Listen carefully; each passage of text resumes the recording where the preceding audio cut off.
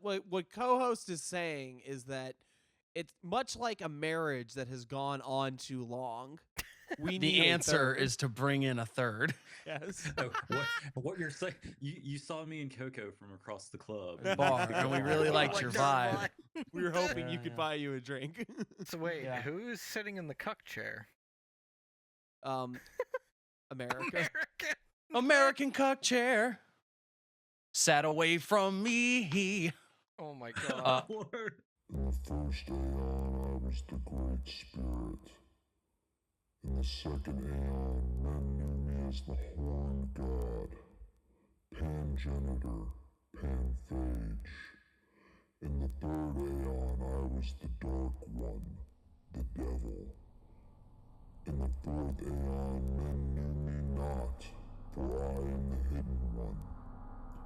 In the fifth aeon, I appeared before you as Baphomet, the god before all gods who shall endure to the end of the earth. In this new aeon, I appear to you as CMN.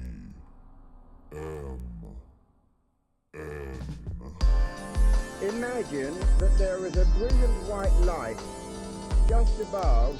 Is commentary on the magic art. In the years of the primal force and the dawn of terrestrial birth. Oh, that was very educational. Now magic will take place. Don't be fooled by what I just said. Welcome everyone. I am Serpent Mouthful Kennedy, and this is Chaos Magic News, where all predictions are 100% accurate until proven otherwise. Joining me, as always, is my combustible co-host, Voltaire de Candelabra. How you doing, Voltaire? That's a stretch, dude. I didn't come up with it. This was all generated by a robot. Oh, wow, we're doing that. This is an AI-generated episode, folks. Get ready for it. Oh God, we're phoning it in already. It's so Creatively bankrupt. I'm doing well. How are you doing? I'm good, man. I'm good. We're making it through. Yep. Also with me, as usual, are the usual suspects themselves. First off, we have Coco. Everyone say hi to Coco. Hello. I didn't hear all of you say hello. Go on. Hey, Coco. There we go. I was actually talking to the listeners, but, thanks for going with the bit. Also, we have Local with us again. Hey, Local. Hey y'all, how y'all doing? Were you purposely bringing attention to the y'all thing again? Was that part of the That bit, or one were you sounded just saying genuine y'all? though, so I wasn't even gonna give him shit. What? What? It's my bid. I'm from the South, y'all. Y'all, I am from the South. Trademark. Y'all. Jesus Christ. Registered trademark, copyright local. No, but you guys are doing all right though. Eh. Oh boy. No, I'm doing good. A lot of people are not all right now, so I'm not surprised. What do you mean? We'll get to it. Did something happen? Yeah. Something did happen, actually. It was you have not yet listened to the new episode that we have just put out now. Because the beginning of the episode. So you're all devastated, obviously, right? Right? That's the reason we're all down. Yeah. Yeah. I haven't heard the newest episode yet. We're all sad that it's taking 2 weeks to get an episode out. I know. When are we going back to one episode a week? Oh God. When I have no other reason to live. I said, when you can pay me to quit my day job. Just edit the Oh, fucking man. podcast for us. Yeah. It is wild to think that we managed to do one episode a week for at least 5 The to first 6 6 months, I episodes. guess. Mm-hmm. Yeah. No, you guys went on for a while doing one episode per week. It was impressive. It was real quick. But in our defense too, now we do much longer episodes, so I feel like it balances out a little bit. True. Also, your mental health is probably way poorer.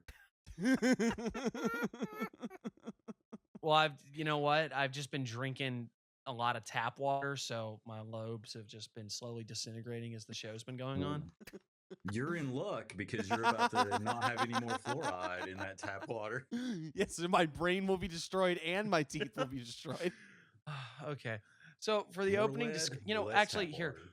fine. We're going to go ahead and get in front of it slightly. All right. There's probably a very strong likelihood that a lot of people that are inclined to like the show are not having a good time. So we're going to dedicate this episode to just being goofy guys and giving you something to laugh at and reminding you that the world is still turning. Everything's going to be all right. We going to get through. And for statistically, the handful of people that are like, nah, man, no, dude, things are going great, then just enjoy the ride. Have some laughs with us. You want to know what people laugh at? Penids. Penids? Oh my God. Penids. Okay. What, hypothetically, right? Is there some way that you could incorporate penids into magic? Hang on. I need to consult with my attorney. Hold on, let me type this into the chat bot and see what it says. Yeah, I think we could do that actually. So we're going to talk about sex magic? Sex magic. All right, I've done one of those things. Maybe that is an honest question because for something that I feel is so prevalent in if not even magical discourse, just so prevalent in like magical literature now, I feel like a lot of people have far less experience doing any sort of sexual magic than you would think. Well, the real question is, when people say sex magic, they can mean a lot of things. For example, the 9th degree, which if you haven't gotten your grade papers and clearance and everything from the OTO or signed off by Israel Regardi or the reincarnation of Aleister Crowley you met online who said he'd give it to you for $50. You know what? If you haven't gotten that clearance, just plug your ears for a second. But it's sex magic. No way. You can use, the idea is that you can use the process of sexual intercourse as a means to magical attainment. And it was so effective that Aleister Crowley more or less gave up ceremonial magic in a lot of ways to just strictly focus on banging. Yeah, well, I mean, so successful is an interesting term in that sense, but he was strictly performing the 9th degree at various points until he got too old to do that.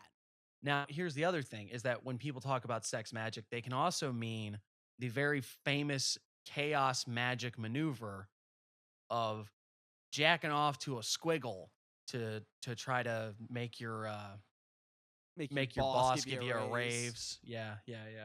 And then there's a lot of in between there. There's the variant of semen retention that people talk about being sexual magic as well, which is very appropriate because it's No Nut November, right? Me and my best friends, we love jerking off. Yeah, so there's the notions of semen retention. There's the idea of using sex as a meditative practice where it's what we Westerners call tantric sex, which is that's not correct, but it is a shorthand for the type of thing that for the most part we're talking about. It's like you're doing sex as a meditative practice where you don't actually come, or you at least stretch it out long enough that certain things happen in terms of consciousness and things like that, or the processes of while you're having sex, you're focusing on moving energy up channels where it goes down through one person's channel, then back up. Right. And we can go into theory on these all in various ways, but what made me want to talk about it was not even any specific practice of it, but just sort of this general idea of why do you think that sex magic is such a bring up in very not hushed tones, but there's some sort of like, how I'm trying to think of the best way to phrase it. It's like, when people talk about sex magic, it's in one of two ways. It's either with like the complete irreverence of like a jerk off onto the drawing that I did so I can get a Bugatti, or it's like fucking airy fairy Marianne Williamson type talk about sex magic. You know what I mean? Well, no, there's probably a third there of like the Thelema influence. I won't say it's all Thelemites, but like the people that read a little bit of Crowley and were like, yeah, all right, great. Now I can use now I can use my skeeviness as a means to be better at magic, or at least act like I am, so I can convince this girl to do it with me. Well, right, yeah, there's that side of it too, I suppose. But that's not even the sex magic's fault, though. That's because like fucking weird fucking crystal guys do that shit too, even if they don't, have the same. That's sort another of one. idea behind it. My JO crystal, man. Oh, I forgot about the JO crystal. Boys, have you got your JO crystals on? Are we ready for this, or I thought we said we were going to do a demonstration. I'm all about charging my crystal, bro. Thank God we are an audio only podcast. 'Cause it's cold in here. Jesus. Why do you guys think that sex magic is so it's simultaneously ubiquitous, but also it's not something that people are always very ready to talk about, I guess? Personally, when I think about sex magic, I think about like that whole like turn of the century, like early Thelema stuff, and I feel like it came out of like the super repression. Right, it is just because the Victorian era is very like sexually repressed, especially England. So being able to like be open and talk about it was like a whole big thing, and then like just pairing it with the whole magic thing, like I feel like that was like the super popularity with it during that time, and then again the resurgence in like the 1960s with like the boomer generation also yeah, doing like the free same love thing. people. Yeah, exactly. Well, that's what I was gonna say. That sort of underground sexual libertineness that Crowley brought in and could be found in the various Thelema and Thelema spiritually adjacent types of that era. It is just the more bourgeois period version of the flower power free love sort of movement in America in the 60s. It's the same motivating factors, which is again why we would get the first major occult revival in that same period. I think maybe a lot of it has to do with at least adjacently, or maybe just sort of lumped along with it, is that sort of because the ideas of sexual liberty also get wrapped up with queerness as well, like and Crowley being bisexual, Crowley using gay sex as another form of sex magic that he explored, him and Victor Newberg out in the desert, that sort of thing. That also leads to the thing of like, especially during those times of like, don't talk about it. True. You would think, I guess, that we are a much more sexually liberated time period, but there's still a very strong puritanical streak, especially over here in America. Once you're already doing devilly shit, the notions of like sexual promiscuity leading to the point of like sick perversion also goes in there, because like satanic panic type stuff, but also just the type of thing that they go, fucking degeneracy. I guess that a lot of that also goes with it. So maybe there is still the repression thing you can point to, but then also, like Kennedy said, there's the other bend of it where there's people that talk about it very flippantly, where it's just like, yeah, just I made my little squiggle and I jacked off on it. And what I think I'm really getting at, the way we speak about it betrays the fact that we have a lot of people that talk about this shit and not a lot of people doing it in a period where people are having less and less sex. Maybe you are. Hey. He's a virgin. But in a again, because that's what it is. Young people are having less sex. All of us are constantly connected to our computer box that gives us fucking free porn. We're just sort of desensitized to a lot of the mystery that made sex something, I think, worthy of contemplation in the magical sense. It's almost like the thing that you said during the Birdio episode, where it's like, now that the secret of sex magic is out, I'm trying to remember the actual quote. Oh, the fucking the direct quote from It was King. Yeah, Patrick King. The old gnosis is out of the bag. Sex magic books adorning the shelves of our present everyday intelligentsia. But maybe that's the thing, because it's like, it's almost like you said, the mystery is out of the mystery, you know, the mystery in the grand sense of the word, that once you kind of just become almost hypersexualized by access to porn and the sort of very high sexual energy of the media we consume. And I'm not saying this to try to be like, oh no, we need to, you're all too horny, you need to stop jacking off to porn. It's not that. It's just we're completely alienated from sexuality in a lot of ways. I mean, again, not all of us. I'm sure you listener who have a very healthy sexual relationship, and you definitely don't have issues with your father. A lot of us are completely alienated from the act of sex just because of the kind of lives we live. And, you know, again, we have this direct relationship with erotic consumer content that we didn't have in any of the eras where sexual magics, as we understand them, were practiced. It definitely, we can definitely get into the nuts and bolts of like the different cultural understandings of sexuality in something from like tantric sexual practices from India and Tibet, you know, the sorts of things that were being done by the OTO early 20th century. But what we can agree with is that all of the periods that had arisen, we were definitely not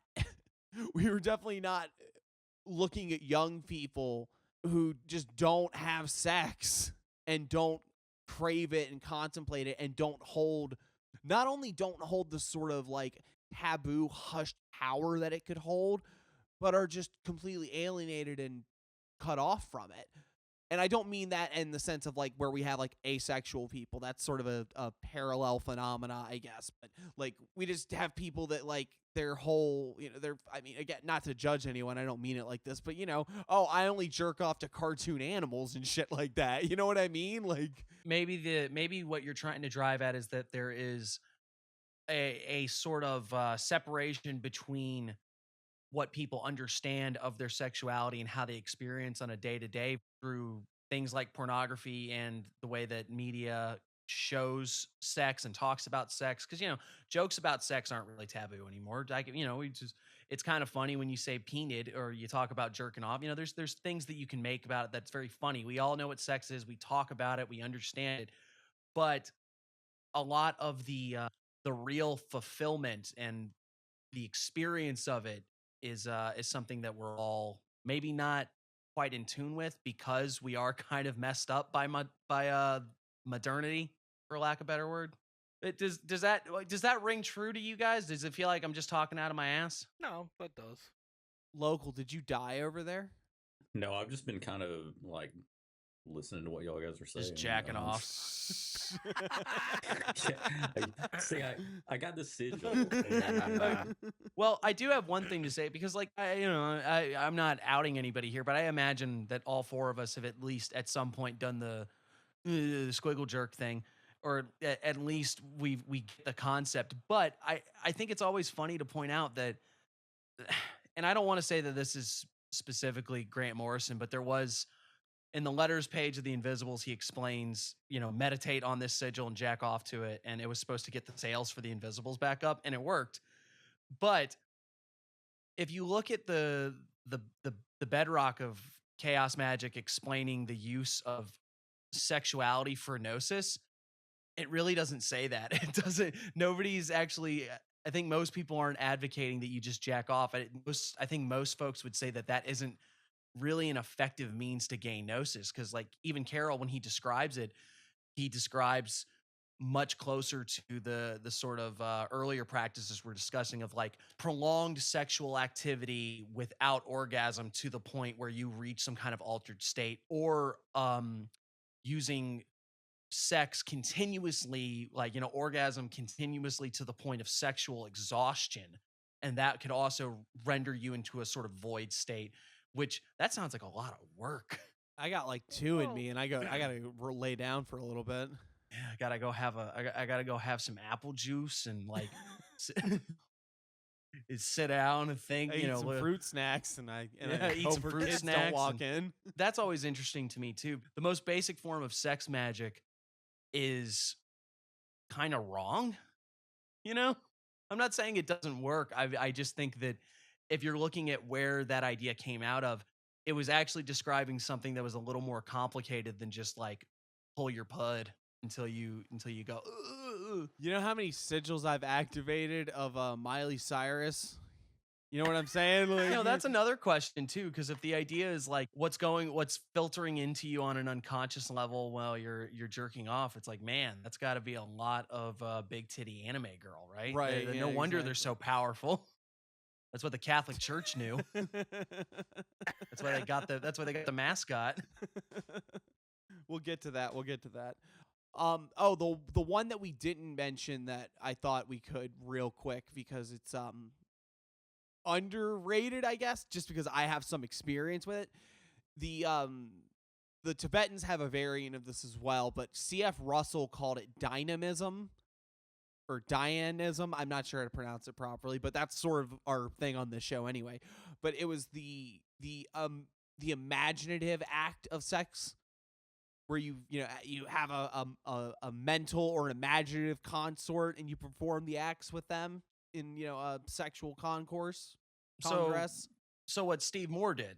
Spoiler that. Yeah, what the fuck? But yeah, like Steve Moore, I've had a little bit of practice with this, which is not a fun thing to say, because if you say you have a lot of experience with like sex magic, you're like, oh yeah, you're real cool, you have a lot of sex. But if you're like, oh, I have a lot of experience with like imaginative sex magic, they're like, yeah, I've jerked off without looking at anything too.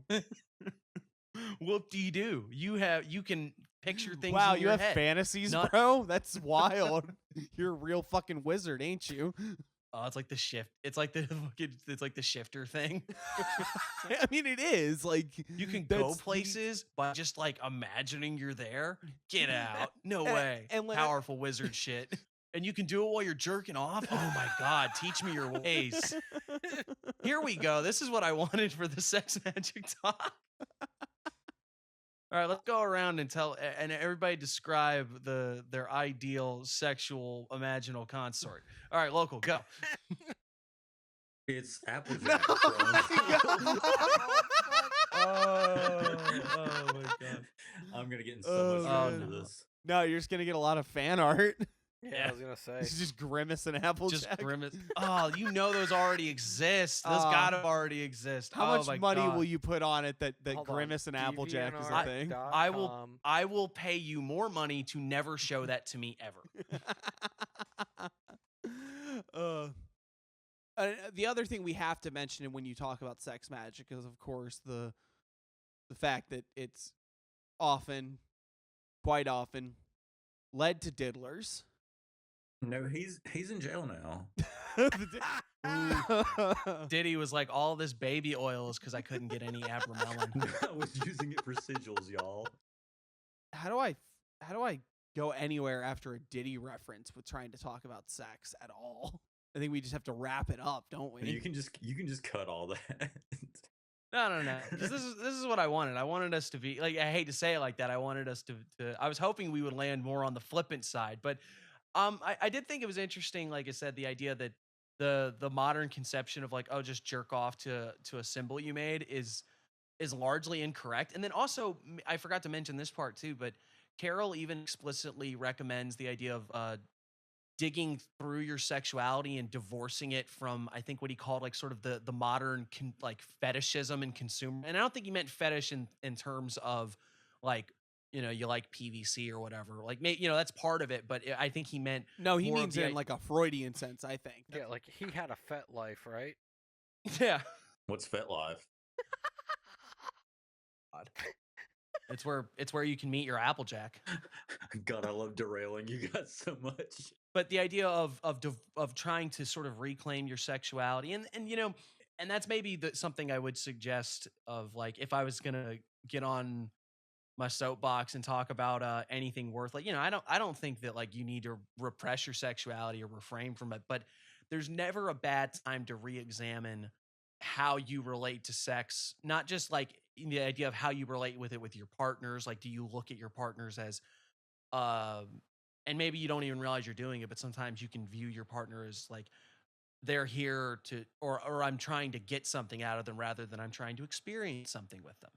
You know, specifically if you're, you know, if you're looking at your partner like, all right, great, now I got someone to do sex magic with, you know, that can be a very bad time, you know?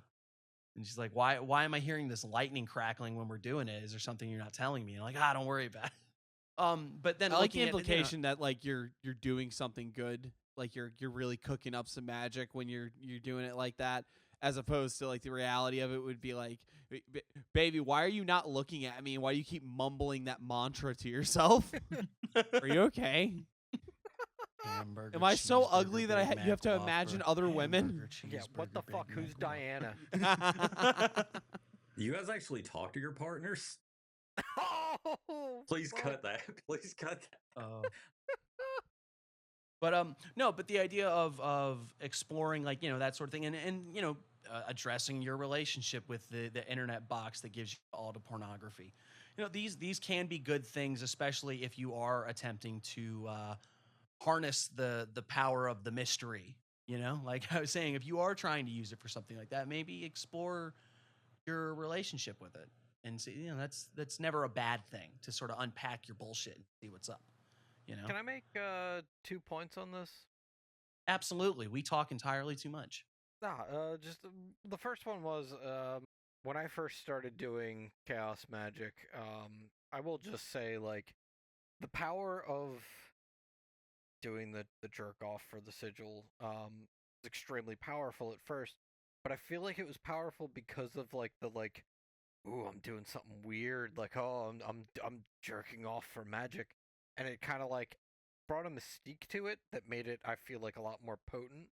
Then that started to lose some like efficacy as like I went on continuing to do things, and like I found ways of like capturing that where like at this point, like I forget who mentions it. I think it actually might have been Alan Chapman in Advanced Magic for beginners, if I remember correctly, where he's talking about how like you get to a point where you can just like stare at a sigil to charge it, and I found that like that works fantastic, and that's like my basic way of charging them now. Right. The other point I was going to bring up is just one, without getting into too much crazy detail.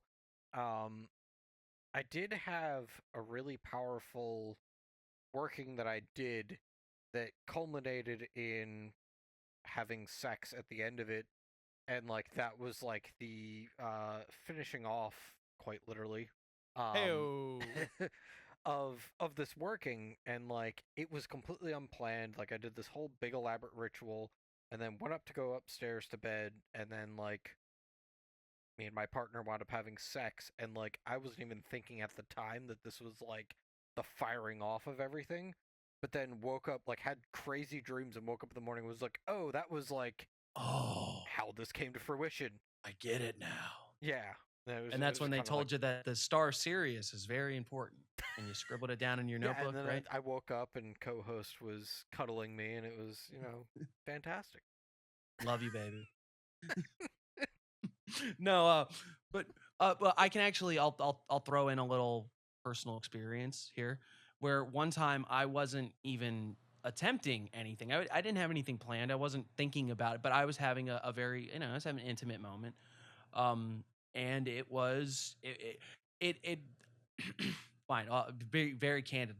I busted, right, and busted. You know, I'm But just no, gonna like, there- fucking edit it as exactly. I busted. And then just gonna, like busted. No, Busted but like, yeah, makes me like feel there was the sexual climax. We both just collapsed, and I had an honest to God like vision for like 10 seconds, Damn. and it was just like, because then you got to look at your partner, and she's like, "I love you," and I'm like, yeah, I love you too. You're amazing." But also, I just got a download. there was and also Minnesota voodoo, right? I've actually, now that you brought that up, I've actually had that happen before too, where like, again, same thing, had nothing planned, you know, just normal having sex, and then like came, and then like laid back, and again just had that like intense visual of like that was actually I don't know if I remember if I brought this up to you guys before. I had this really intense vision of Pan, like what Pan actually is. Well, that's a very appropriate one for the experience too. No, isn't it was like it was 100% appropriate, but it was just like, have you ever seen Penis Landscape by H.R. Geiger? Yeah. It was Kinda it was like that. but if it was like multi-dimensional. Right. And it was just this like long line of like this intercourse happening, and I like kind of had this realization of like that is like the continuation of reproduction from like the beginning of time up until now of like all life that has ever been, and it was just this like intense experience. And then my wife was like laying next to me, and she's just like, "Are you okay?" And I'm like, "I don't know." Like, Well, here and I'll I'll share it what I saw. You know what? I'll leave that alone. Actually, I won't get into what That's the vision really was. interesting. I to cap this one off, I guess then I'll share some deets of my own. I've never gotten an intense visual experience, at least not from like actual sex. But my partner would get incredibly interesting, weird visuals at the peak of her orgasm. And when I started doing magic with him, I found that they would correspond to the things that I was doing. So then she started telling you this book, right? Yeah, she said, "They're waiting for you. Go to Cairo." And I said, "I ain't got Cairo flight money." Bitch, you got Cairo Better money? go to the Bass Pro Shop in Memphis. Yeah. The pyramid. Said we were gonna do the Paris working, but we went to Paris, Texas. Oh man. Okay. This sex stuff sounds pretty cool, y'all. I should try it. Yeah.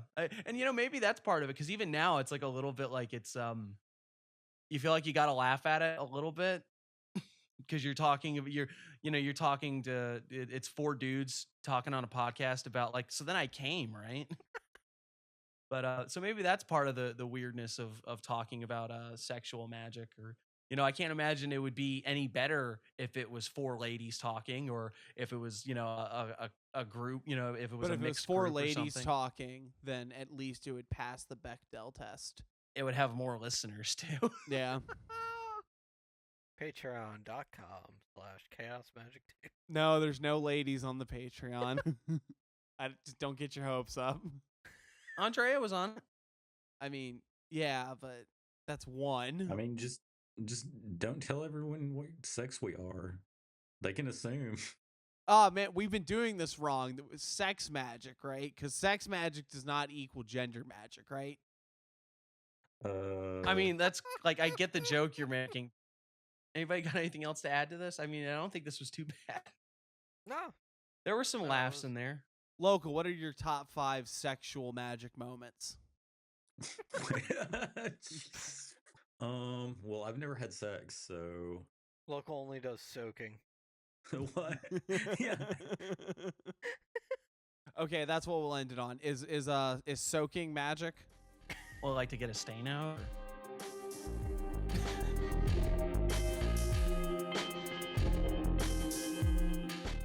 Do I have to? I mean, you can phone it in if you want. It's time for everyone's favorite part of the show. That's when we roll up our sleeves and dig in deep to find that kernel of journalistic integrity. And we ask ourselves, what's in the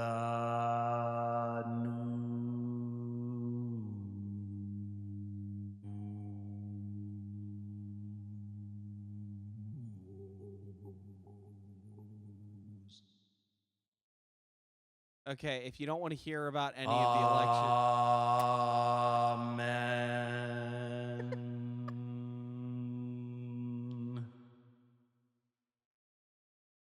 Okay.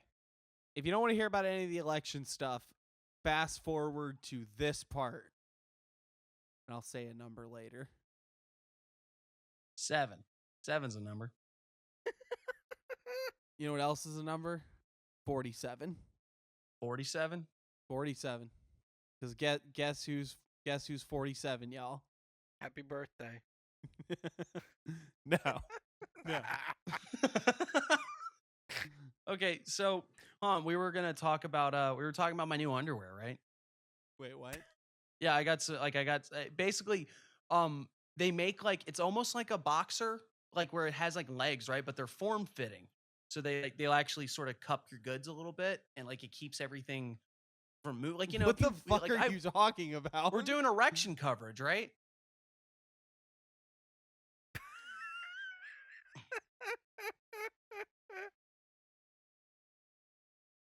Like it made sense to me. We were talking about penis, and then like, you know, now we're talking about like things to cover your goods. Like you're not always doing sex magic, so like you got to protect it, right? Erection coverage. Did I misunderstand what we were doing? Yeah, you misunderstood a lot. What are we doing? We're doing election coverage. Oh. Yeah. That makes more sense. I still can't believe that Coke beat Pepsi in that. Look, Yeah. I don't understand it because when you do blind taste testing, people prefer Pepsi. But they see that Coke thing and it feeds their like somewhere in the brand recognition actually overrides their sense of judgment. It's weird. Coke just has better outreach with pretty much all the demographics, though. You know what I mean? Well, like this was really like it was Pepsi's thing to lose. You know, they spent so much effort trying to somehow become Coke so that they could get more Coke drinkers, when there are a lot of people that would have just liked Pepsi if Pepsi would be palatable to people. You know what I mean? If Pepsi just made a product that actually had something it could offer to people, you know what I mean? Like maybe if they just brought in some ideas from like RC Cola. You know what I mean? Well, Coke was also flooding the ad market on X, the everything app. Right, yeah, Coke was getting help. That's the other thing. Like from you can look state by state and see that Pepsi spent a lot more money than Coke did in a lot of, like, you know, Georgia makes sense. Coke's right there in Georgia. So like, yeah, there was no way you were really going to win that. I mean, I know there's a lot like in the cities, they really like Pepsi, but ultimately that one wasn't surprising. But like everywhere else, you know, Ohio. That is the thing to say, really, is that Coke definitely won. Like, it's decisive. This is the first time a cola has won the popular vote since, I think, pre-Bush. Yeah. All right, are we done with the Coke Pepsi bit? Yes, we are. Is that good? Yeah. Okay. That was really We're gonna funny. start talking about Bush Light. Oh, that'd be way funnier. But no, like, because but everything we said was true. It's like this, you know, Trump won, and he won a decisive victory. Every swing state. Yeah, every I think swing I just state. checked. It's like 300 something electoral votes.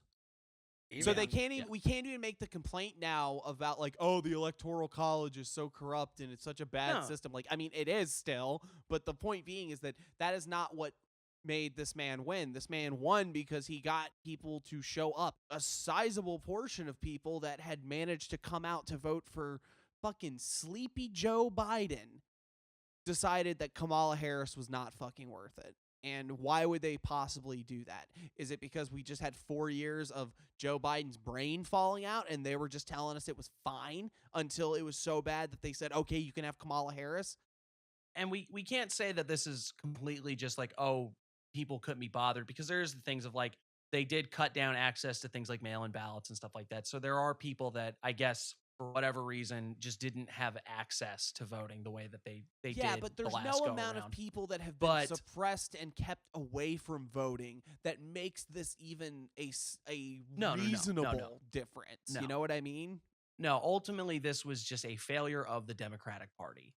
You know, and you can try to point the blame and say like, oh, leftists and this demographic didn't, turned against the Democratic Party or this, that, that sort of thing. They didn't want to vote for a woman. They didn't want to vote for someone of color, that sort of thing. And that just doesn't sit with me. That's not kosher. That's making excuses for a bad campaign.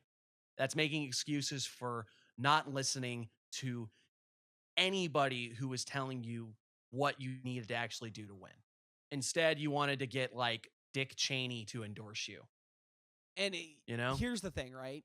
It's entirely possible that even if they had run a much better campaign, even if they had run a completely different candidate, it's entirely possible that Trump still like swept him hard.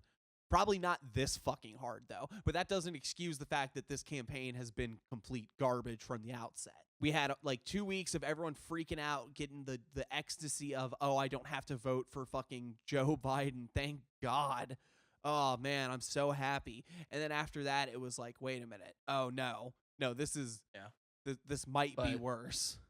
At least Joe had ice cream. We also got to see Democrats lose the House, lose the Senate. They just completely dropped the ball. Yeah, it has destroyed any chance of. I mean, again, for a group of people that were so committed to explaining to you that this was the end of democracy and that it was an existential threat, like they sure as hell put it in the exact position that you would need to destroy democracy. Like, you couldn't have teed this up better if you tried.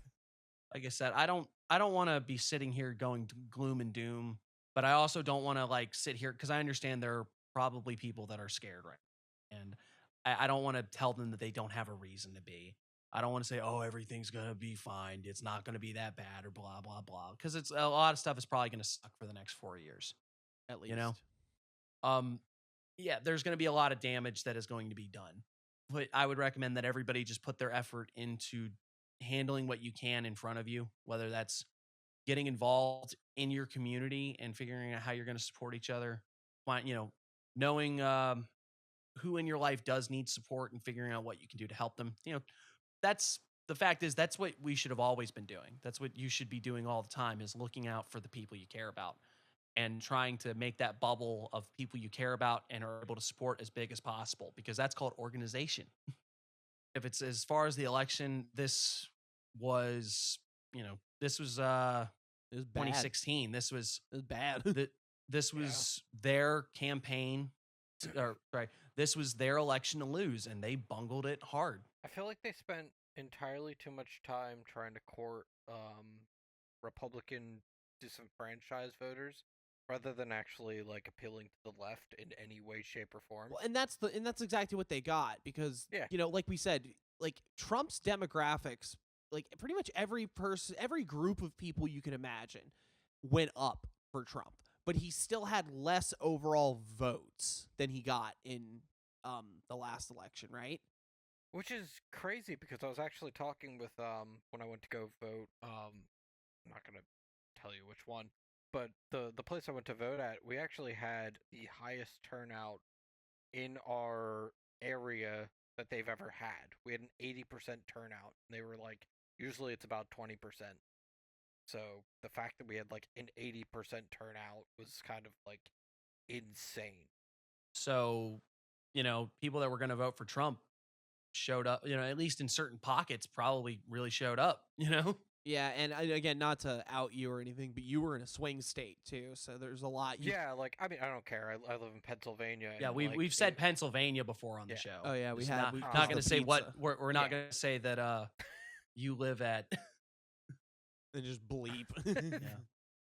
I live at 123 Fake Street. I'm kidding. It's 325 Real Street. No, but like it was kind of crazy, and like at one point of the night, I was actually making a joke where like it looked like Pennsylvania had a check engine light on, because it was just flashing red, then blue, then red, then blue, and like it was just going nuts, going back and forth, and then like eventually it just went red and stayed red, and it was like, okay, well, I feel like every swing state did that. Yeah, I was gonna say even Georgia was doing that for a bit. Yeah, because the Atlanta and the more urban vote areas came in, and it was a big pop for her, but they were only at like 3% when it happened. So yeah, at what point did everyone realize that Trump had won or was going to win? In fact, I think a lot of us, we were talking during this. I know before the vote had even come in, I had sent an article that was like, like 5 outcomes for Kamala to win or something like that before the count had started. And I said, you guys know this means Trump's gonna win, right? Because this is them trying to manifest that shit. Well, even just like talking with people at work, I was like, there's no way. And like talking with people I knew that were that voted left, it was very much so obvious that every person voting left was like, I'm gonna vote left because I don't want Trump. And like all the Trump people that I work with were very much so like gung ho about voting for him. I'm gonna like, vote even to just save the from- country. Yeah, exactly. Like, everyone that wanted to vote for Trump was excited and angry, and everyone that wanted to vote for Kamala was scared. yeah, Like, I mean, I know that's a gross generalization, sue me, but you know what I'm saying. it is. But like there was a definite feeling going into the voting. So yeah, I think that's 100% valid. I'm just shocked that she managed to make Hillary Clinton's election look better by comparison. I am and I'm not. Because I feel like, going back to the point I made earlier, I feel like the Democrats' strategy has been less about let's appeal to actual Democrats and more about like, hey, we're not the Republicans. Well, they've lost everything. They have nothing else to appeal to besides the old Republican crowd now. Yeah, they've gone so far right. A sizable part of the working class used to be on the Democrat side, and with Yeah. Donald Trump, the shift has become so pronounced that virtually the working class is for the Republican Party now. Well, like, because like everywhere.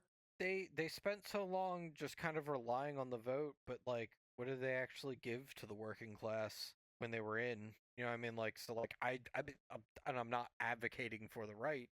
I'm just saying, like, what did they actually do for, working class like union guys? Well, at the end of the day, right? It's if you have nothing, if you have no skin in the game, you rent a house, you're never going to be able to retire. You're just waiting for something to go wrong with you medically, so you get fucking destroyed. What the fuck do you care about who's president? True. And then even if you really do, right? One of them tells you everything's fine, man. It's gonna be completely fine. We just gotta keep doing what we're doing.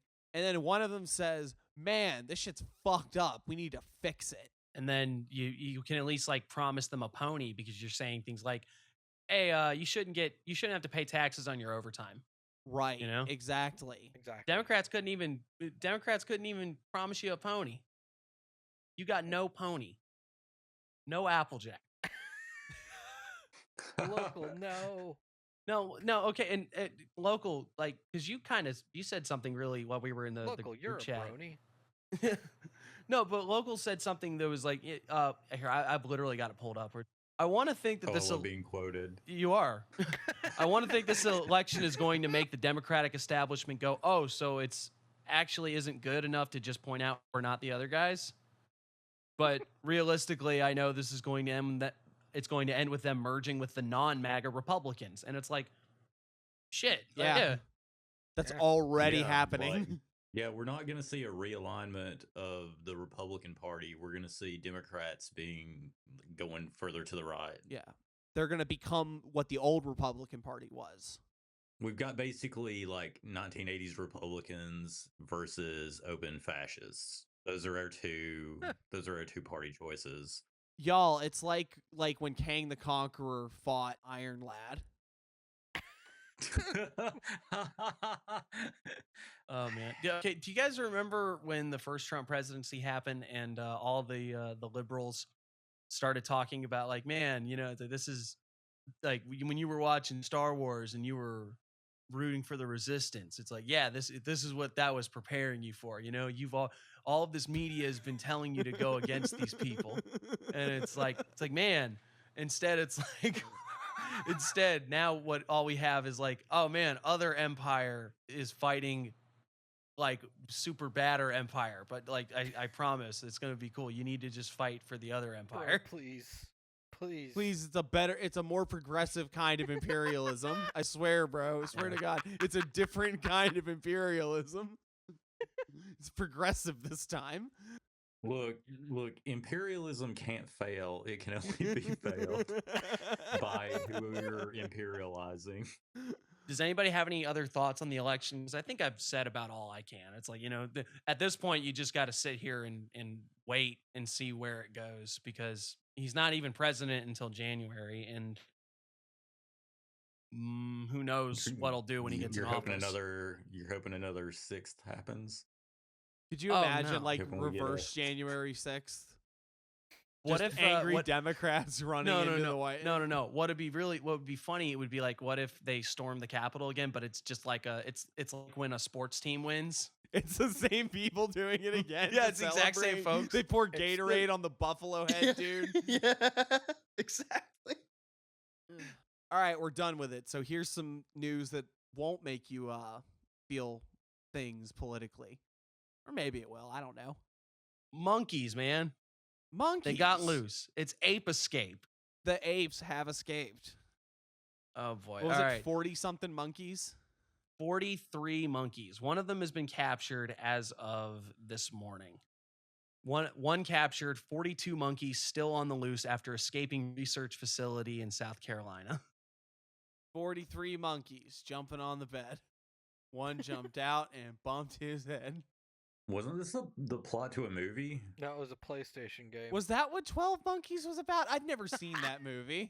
Primate research facility in Yemassee, South Carolina, which is a small town about 26 miles from Beaufort. Yemassee sounds like Temu brand Hennessy. Continue.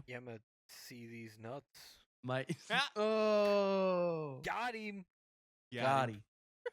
My Yemassee and RC Cola. Delicious.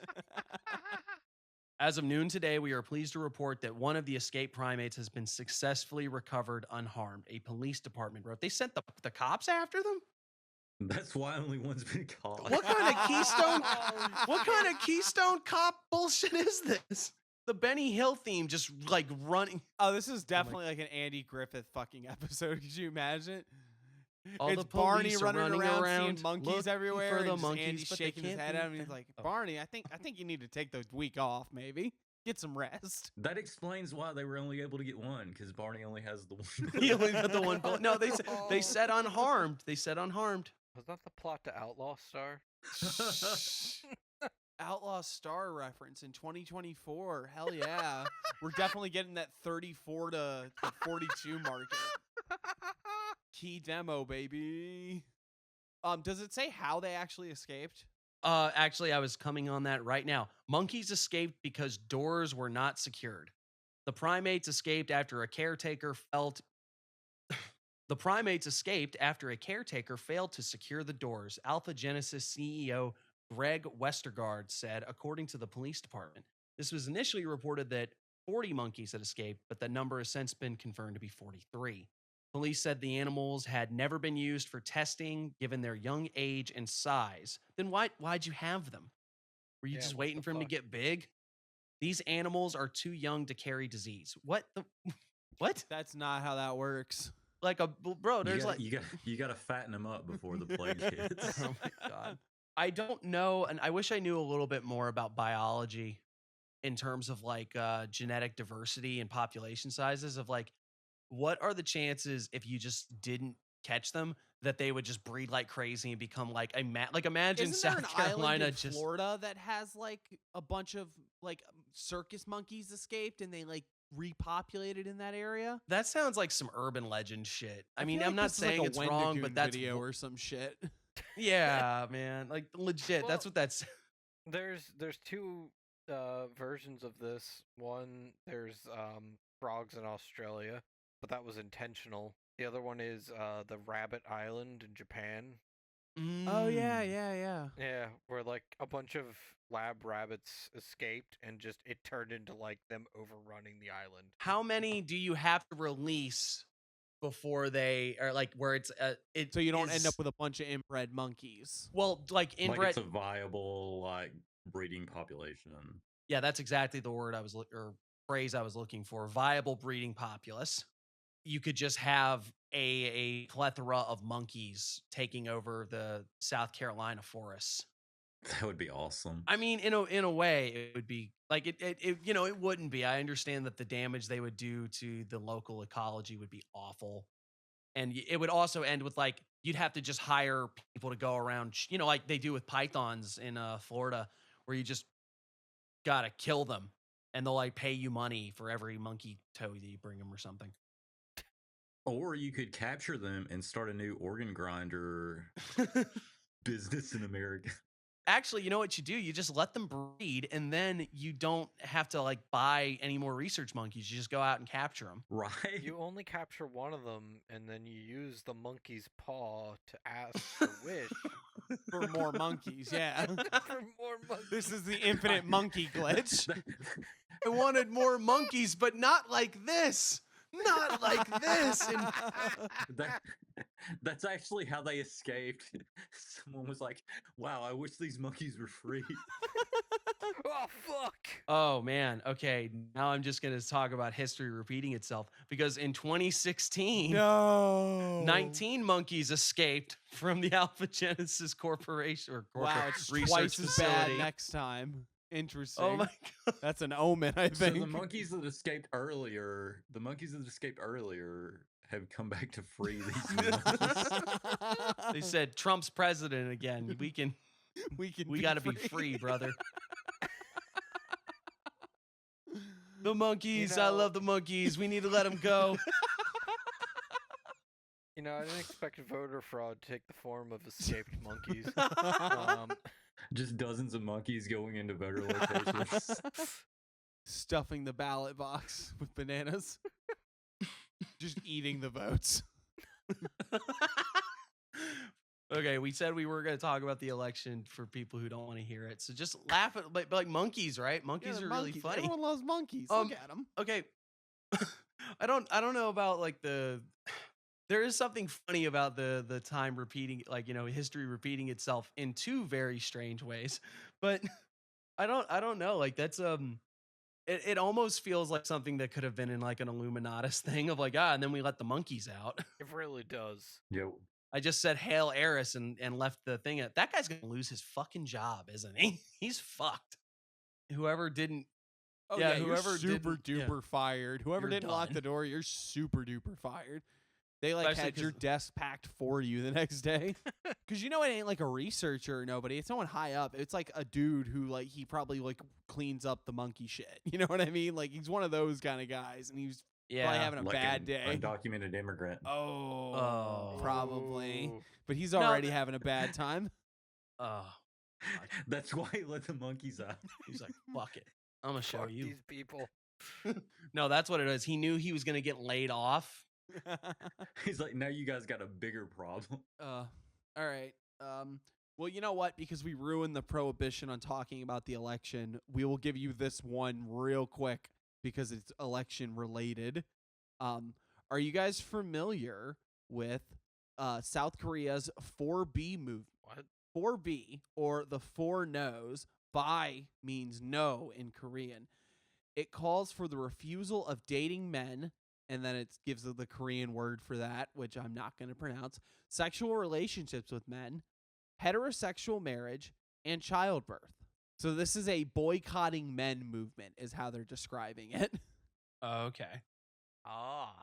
It's starting to gain prominence with in America because of the Trump victory. I'm not I'm not quite sure that's the. Wasn't that a that's How am I gonna do sex magic?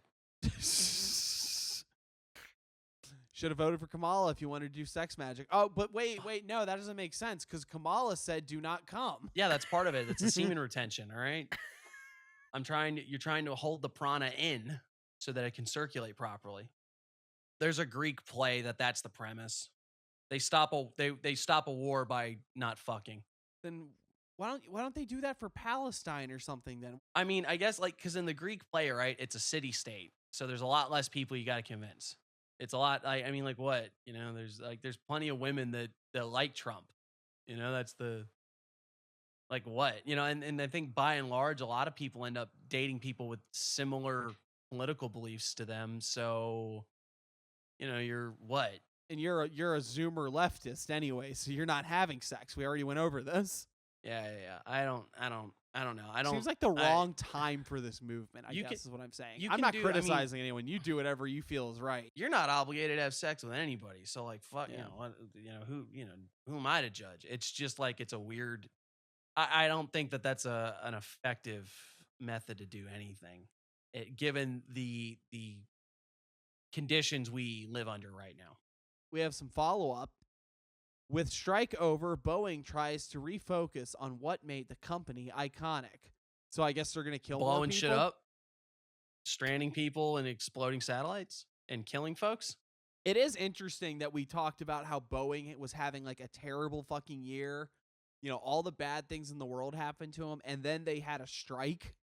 Yeah, I mean, like the impression you're getting is that Boeing is just an awful company and that they're doing a lot of horrible stuff. So I've already seen some comments from people who do work for Boeing saying like, the deal that broke the strike wasn't everything they asked for. And there were a lot of people that were holding out, but it still went through. So strike's over. They got a pay increase, that sort of thing. A couple other concessions. So that's good.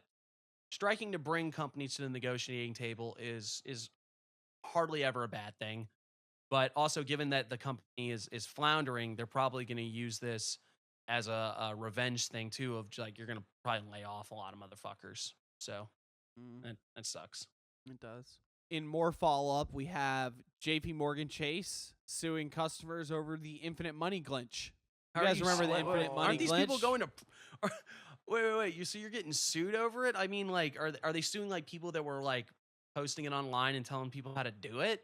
Or are they suing people that like did it? It says J.P. Morgan Chase has begun filing lawsuits against customers who took advantage of an infinite money glitch this summer, a technical issue with the bank's ATMs that allowed people to deposit bogus checks and withdraw the money from their accounts. Blah, blah, blah, blah, blah. Fraud is a crime that impacts everyone and undermines trust in the banking system, Chase spokesman Drew. Well, we wouldn't want that. We're pursuing these cases and actively cooperating with law enforcement to make sure if anyone is committing fraud against Chase and its customers, they're held accountable. I love how it's acting like that's costing your customers money. Like, oh no, they took Granny's retirement because they cut a bogus check. Sounds like J.P. Morgan Chase found out the infinite money glitch. Hey, oh, that's fucked. It's the financial system. Yeah, it's a mess. It's a racket. That's why I have all my money in Bitcoin. That's why I got all my money in a sack. My mattress. No. Everyone will look in the mattress. No one's gonna look in the trash bag next to my trash can. Hope I don't mix those up one day. The largest of the 4 suits filed so far in the South District of Texas wrote that a masked man deposited a fraudulent check of $335,000 into a defendant's bank account at an ATM. The man allegedly then withdrew most of the cash before the bank realized it was counterfeit. The bank said it is owed a back sum of $290,939.47. Question, Chase. How do you not You know couldn't who just he was? round just that 'cause shit down, bro. You need that 40 cent. No, they're after the whole tamale, man. They're gonna want, because it's not gonna just be that money. They want that and then some for damages and everything else. But here's my question: it says a masked man. Like, I get that, but like, it had to go to an account, right? His legal fucking, his lawyer is gonna be doing everything. Like, but you don't know for a fact that You that don't masked know he man did it. is my client. Look at him. My client clearly does not have a black ski mask on. My client is allergic to wool. If the mask does not fit, you must acquit. It's almost funny because it's like, it's almost genius, but it's still that thing of like, oh man, they're gonna have cameras on the ATM. I'll wear a mask. Then they won't know that I put all of this money in my account, that I had to put my information in and write my name on the check. Well, that's the other thing too, is like, he went for like a huge amount of money, and it's like, all right, like, why don't you do like smaller amounts of money that they're probably not going to notice? If you do it for like $200, the odds of them like picking up on that are probably pretty slim. He went for $300,000. How much did he leave behind, you think? Like, are they saying that he like withdrew various amounts of it at various times before Actually, they I just noticed? realized Or are something they that saying that wait, he just straight up wait. like pulled most of it out and You're- then ran? But why would you leave 'cause any of it? Yeah. You made the point here. Think about this too. You made the point about the 47 cent. That means he must have wrote that in for him to take for him to take 47. That No, means he wrote a check for $335,000, and they're saying that that's how much he owes them still. So they got some of the money So it's back. probably Is what they're less saying. his account balance. what the hell? When he got arrested, they took the change out of the cup holder and they were like, there's only 37 cents here. You're short about 290,000. It's still very funny to me that they were like infinite money glitch, and it's like check fraud. That's what it is. It's not a glitch in the. Yeah, like, no, you guys are doing a crime. Yeah. That's what This it is. wasn't a It's life. crime. This wasn't a life hack. This is, this is a financial crime. Wait, hey, I got a life hack for you. If you Don't go to jail. want some money, you can get a gun, and then when you point it at old ladies, they will be so enthralled with how shiny and new your gun is, they'll give you some money. I tried to sell this old lady my gun, and she gave me the money and didn't even want the gun afterwards. I don't get it. I got one to share. A Facebook page that I follow shared a screen cap of a headline that said the Milky Way and Andromeda galaxies collision was expected, 4 billion years from now. Process already begun, and they were like, "Oh man, people were wishing for the giant meteor to take us out, and this is happening. Oh man, we really screwed up." And I was like, okay, I got a lot of questions about this. Let me look it up. And guys, you won't believe this. The internet lied to me. That wasn't a real headline at all. What? It wasn't a real headline at all. Like, that was just a lie that someone had concocted, where they took I guess they took the headline of a different article and then wrote a thing on top of it. It was crazy. I felt wait, so that's lied illegal. to. Yeah, That's like you illegal shouldn't. on the You internet. really think that people would just go on the internet and Mr. lie? Elon, you said you were going to do something about this. What's happening? Please, Elon, I don't know what's real anymore. But the funny thing about that is that because they actually got that from a different article that was actually talking about that same issue. The difference is that originally there were simulated projections that eventually the Milky Way and Andromeda galaxies were going to collide with each other and sort of like just get absorbed into one another. And now, looking at newer projections, it might not even happen. So it's almost the exact opposite of what the fake headline was telling me. Man, polling sucks, guys. Never right. I'm sorry. But it was funny where it's like, I guess it is kind of neat when you look up, like you go actually, it's like, hey, is that right? That's a reminder, because it's like, what's that headline to me? If the galaxies were colliding and it was going to do something like horrific and kill us all, what am I going to do?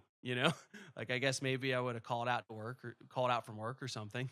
But yeah, screw it. We're doomed. But that, arguably the world could blink out in an instant right now. We get hit by a stray gamma wave or something and like we're all crispy critters. But looking it up, I learned something interesting about the grand cosmic scale that we're all on. And then it's like, now we might not even hit each other. We're going to but granted, we're going to have to wait like 4 billion years before we know. So, maybe by episode 70, right? That's about the rate we're going. Yeah, about 70. We should know. We should know whether or not they're going to collide.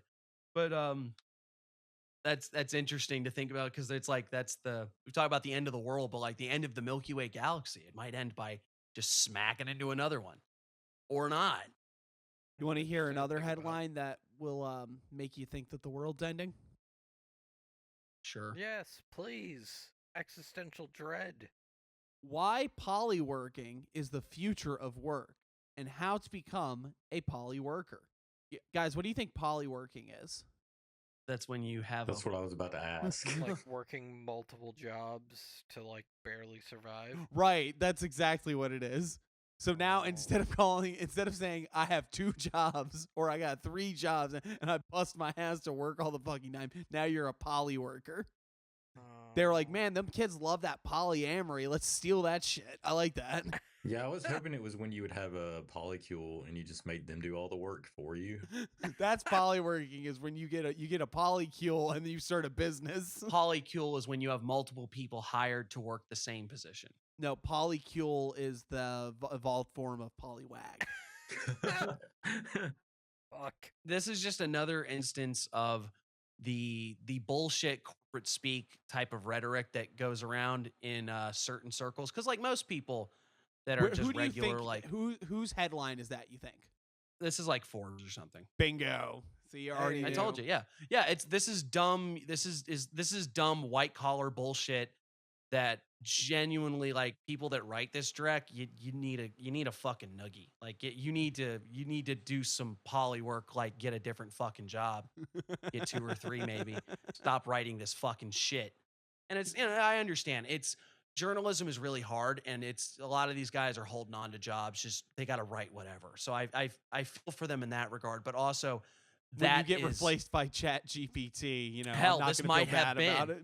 This might have been that bullshit. Yeah, you're right. It could have been. But the point is, it's the same thing of like quiet quitting and all of these just nitwit terms to describe and put to try to recontextualize a phenomena of like somebody saying, I don't want to do extra work because my job doesn't appreciate me or pay me to do extra bullshit. So I do what my job is, and then I go home. And when you call me, I don't pick up the phone because I'm not at work. That sort of thing. And I understand you can't do that with every job. Some jobs do require you to bite the bullet and pick up the phone because something might have gone wrong. But sir, you're a doctor and you're on call. The fireman saying, "Nah, bro. Look, I'm off the clock. I'm not going. I don't care if the orphanage is on fire." Like I understand that, but like this is just another thing. Oh, polyworking. Like what kind of? It is almost the George Carlin talking about language thing. It's like people they don't have a negative cash flow circumstance. They're fucking broke. We're fucking broke. But yeah, that's the sort of thing. And to another token, right? Part of me almost feels like these kinds of word games and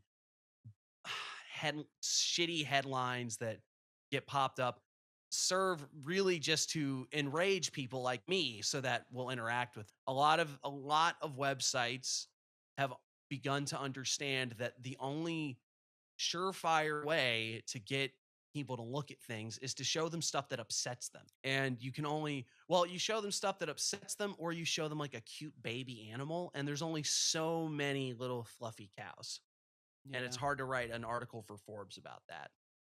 Well, actually, no, Hound, you're on Forbes now, right? Yeah. Type in baby cow in like a search bar and see what pops up. Okay. Let's see. Closest I got is Haggis the baby pygmy hippo. Aww. I'm sorry. Haggis is very cute. Because I can give another example because I made a stupid meme because I saw this. This was another one of those screen grabs that was getting sent around. But this was actually a real article.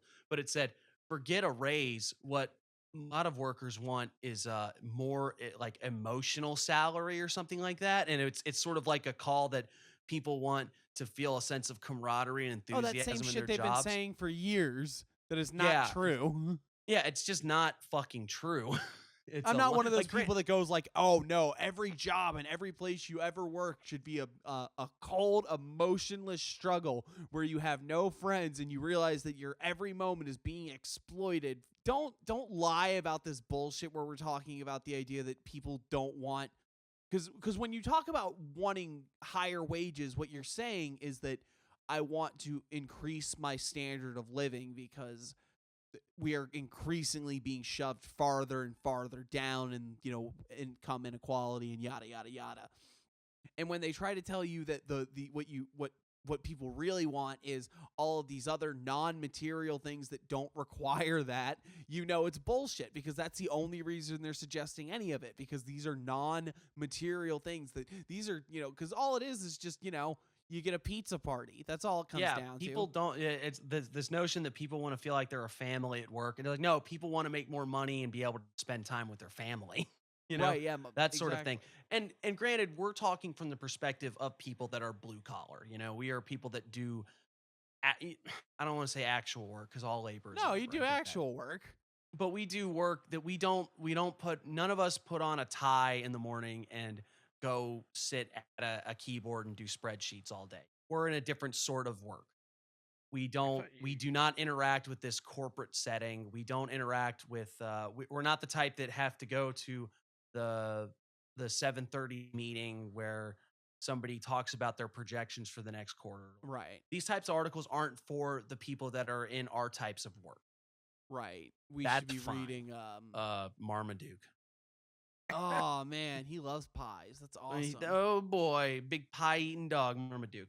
But the other thing too is it's like, you know, well, I'll put it this way: we are not LinkedIn profile jobs, and that's okay. I understand that, but I can't even imagine that the people that are in those positions want to eat that much shit and be like, yeah, I want to. When they say things like, oh, I want to be a part of somewhere where we're gonna have passion for our jobs and try to excel for the company and all. It's like these are the bullshit lies that people exactly. It's that Hagbar Chalene snafu principle thing where it's like that's the bullshit that you tell your corporate overseers so that they will keep you employed. And the people above them never hear anything that they don't want to hear because information can't travel uphill. Did any of y'all ever see those videos of that girl who was doing like fake Zoom call things, but she was just saying like absolute nonsense sentences, just stringing words together that meant absolutely nothing, and pretending to be like a business lady talking on a Zoom call? Yeah, sounds about right. Yeah. That's because shit like that. Weird corporate speak devolves into nonsensical jargon like that very easily because it's a lot of times it's what I'm talking about. It's words that are meant to obfuscate and reframe things to ignore the very obvious reality. Exactly. I don't think that's what it is. I think it is a project to begin undermining negative appraisals of certain corporate assets and bring about a harmonious union of technology and high-level management to offer solutions of an alternative but sustainable nature to both consumers and contract work. Digital. I thought it was called Project 2025. No, we said we're not even doing the pretense of pretending not to talk about this shit anymore. Yeah. I just like I said, but I do think there's probably something to what I said where it's like articles like this not only serve a function of being like gobbledygook to be like quiet quitting phenomena, why workers don't want to get fucked for 12 hours instead of their regular 8. But I think so there's that part, but I think there is also something to the idea of like these are intentional outrage articles to get people to like click on it, engage with it, and be mad about it. Well, and then it's a sort of affirmation for a certain class where they read things like that and they're like, yes, polyworking, that is what the labored class is going to start doing. The gig economy. Like that's one that caught on. It's like the gig economy. Don't you want to work in the gig economy where you get gigged? Where you get gigged by a mother? Yeah. But that's here. I can loop this one back to Magick. If you can control the meanings of words, you can control the people that have to use them. So if you can get some fucking exec to be like, yeah, polywork, that's the new dynamic we want. Now listen, this is a polywork job. So when we hire you, you should know that we ain't gonna pay you shit and you need to get another job. So how many other jobs are you working now? Hopefully at least 5. Right. We don't like workers that have too much energy, if you know what I'm saying. It's not good for morale. Here's what it's going to turn into too. Then it's going to be like it's going to be motherfuckers on like Reddit or something talking. It's like I'm really frustrated with a couple of my employees because they work other jobs, which means that when I call them and I need something, they say, I'm working my other gig. I feel like I need to let them go or something. How can I convince them that even though they're working other jobs, they need to be available all the time for this one? And then someone will tell them the same thing. Well, people don't want better wages. What they want is to feel valued and as they're like a part of a family. So maybe throw them a pizza party. Also write them up next time. Actually, you know what it is? It's Maslow's hierarchy, right? Where it's like that's the type of shit that you like. It's not a bad thing to say like, oh, people want their jobs to feel like people want to feel like their jobs mean something and that they're not miserable all the time that they're there and they feel like they have a good culture. You know, that's what true. That's part of alienation, right? Is where you feel like what you do is so disconnected from fucking anything that matters. I thought that was just called capitalism. I mean, Well, what causes alienation? not predator. Predator cause predarization. Well, no, I mean predation is also part of capitalism, but we won't get into that right now. Ooh. But the point being that that's all well and good, but the big issues facing most of us right now is that our wages aren't nearly what they need to be for us to have the type of lives that people had 20, 30, 40 years ago. All of this is just variation on throw 'em a pizza party, isn't it? They don't even get a Supreme, man. They just got a cheese and a pepperoni. You fucking believe these people? Man, they threw me a fucking pizza. I hate that. They threw a pizza party and they Like- just got black olives on everything. It was like a fucking They got joke. Pepsi. We just had an election about this. They took a vote and everybody voted on Pennsylvania pizza. So like, I don't know. I guess they're gonna have to. Oh, Sorry, Kogo. That was pretty funny though. you know what? I'm gonna buy a pizza. I'm gonna drive to where you are, and I'm gonna make you eat it. You know what? We'll do that. He's allergic to I'll sawdust. you know what? I'll come up. Oh, you know what? I'm gonna come up there and we'll get a Pennsylvania pizza together, and then after we both get our stomachs pumped, we'll. The real problem is that you let the Amish make them. Who knows more about wiring than the Amish? Oh boy. That's a deep cut joke. I've got one that we can all get some belly laughs out of, and we'll just end on this one. An offering to energize the fields. 76 child sacrifice victims, all with their chests cut open, unearthed at burial site in Peru. There once was a man from Peru who killed 100 children or two. Who killed all his children for you? This is turning into an Edward Gorey story. Well, did it work? They Yeah, put her in did a they do the pod thing? and sacrificed her to the insect gods. Oh, I'm Dice. Hey, I was honestly hoping that when I said that, like, there'd be like you can hear a pin drop moment, and then we just be like, moving on. So what was it? Just a religious sacrifice of a bunch of kids? I guess. I don't think they were doing it because, like, they thought it would be Like, you like better a eat your like vegetables. fun. for funsies. They didn't think it was a bit. All right, kids, time for your ritual sacrifice. I need to commit to the bit, kids. It's gonna be so funny in like 2,000 years. Kids, we're gonna go on a field trip. This is a field, and you is gonna take a trip.